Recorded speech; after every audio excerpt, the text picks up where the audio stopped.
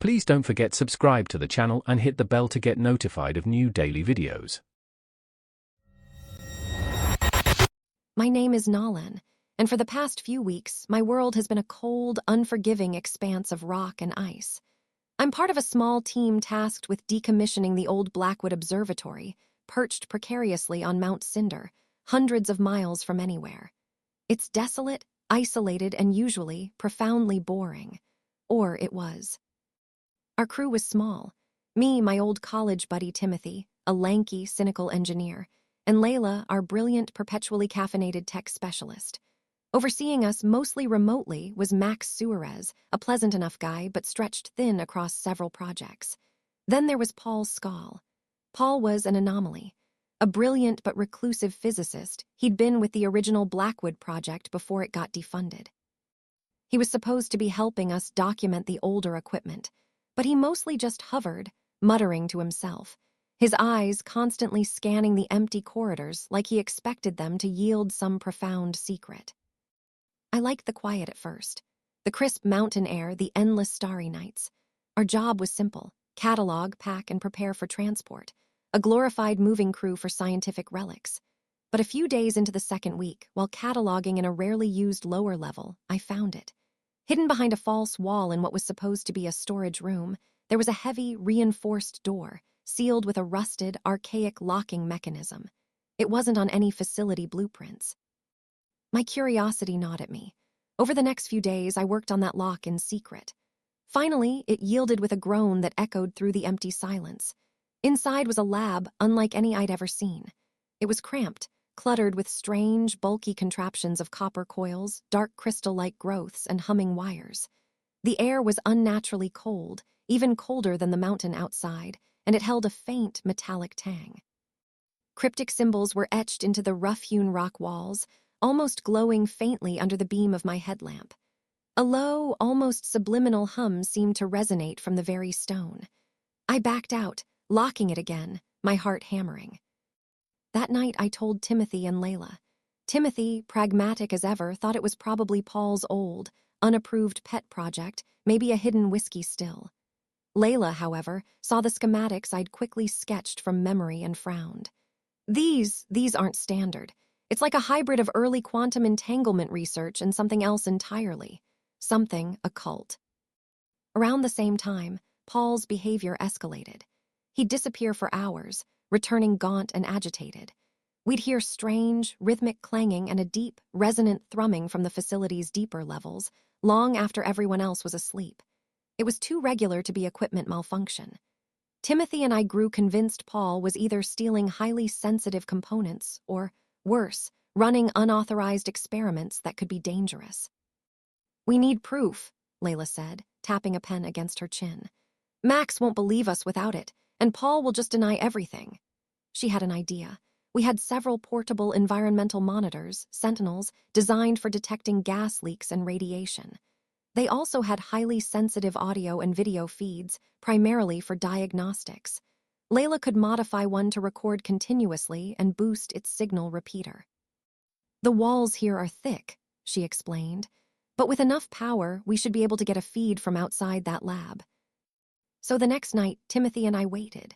The mountain wind howled like a hungry ghost, pressing against the observatory's thick walls. Around 2 a.m., just like the previous nights, Paul emerged from his bunk, a small satchel slung over his shoulder, a strange glint in his eyes. He didn't notice us as he crept towards the hidden lab. We watched him unlock the heavy door and slip inside. The moment the latch clicked shut, Timothy and I moved. We positioned the modified sentinel near the door, its tiny lens aimed at the crack. Timothy fumbled with the remote control, sweat beading on his forehead despite the cold. The screen flickered to life.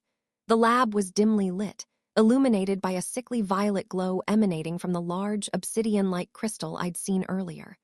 Paul was in the center of the room, kneeling, his body swaying. He wasn't just observing, he was participating. He wore a strange, metallic headset connected to the bizarre apparatus. His hands were gloved, splayed over touch panels integrated into a massive, spinning coil structure that surrounded the crystal.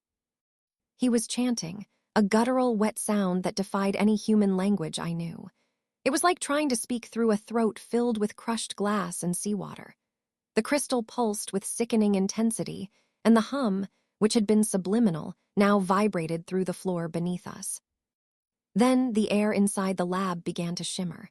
Wisps of vapor curled from the ground, despite the frigid temperature. A bone-deep cold seeped out from under the lab door, chilling us to the core. The thrum grew louder, resonating not just through the floor but through our very bones. It was a frequency that scraped against sanity. On the screen, a distortion began to coalesce around the central crystal.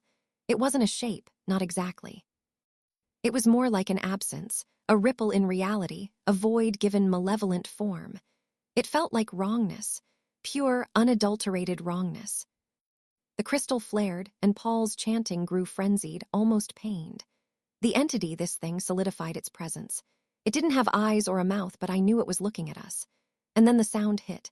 A high-pitched whine that drilled into our skulls, followed by a wet clicking sound that seemed to originate from inside our heads.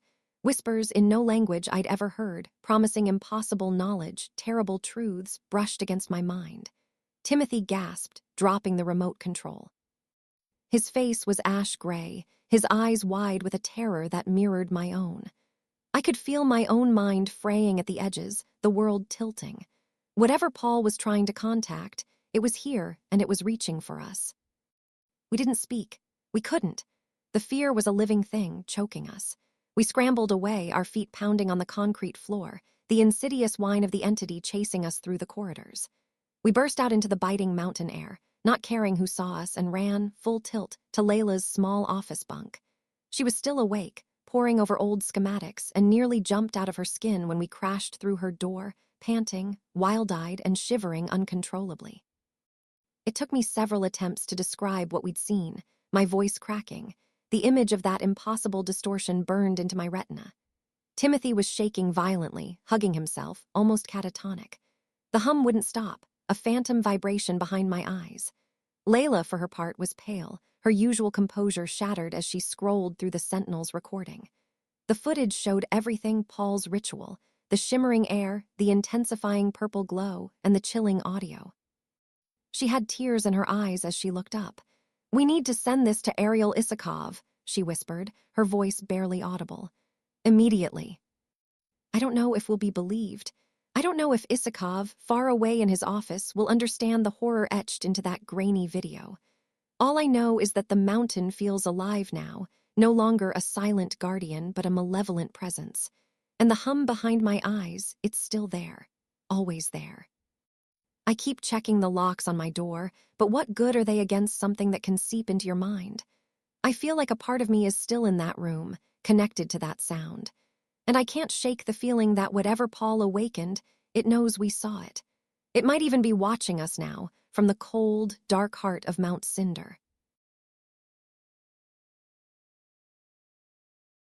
If you enjoyed this video, please hit the thumbs up button to like it. And please do subscribe to support the channel.